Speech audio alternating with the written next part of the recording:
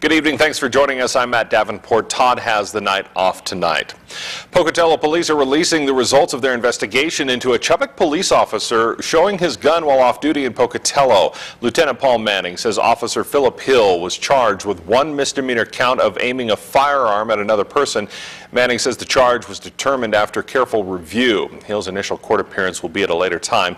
The incident happened in November when the Pocatello Police Department received a complaint from an individual alleging that a male adult had pointed a firearm at him.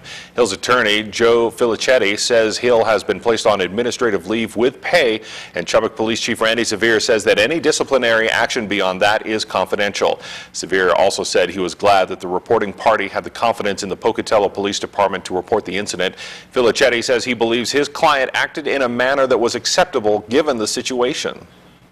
It's a situation where it's a seasoned law enforcement officer who's also had significant military experience, and he believed in that situation that he was in imminent danger, and he acted reasonably to protect himself.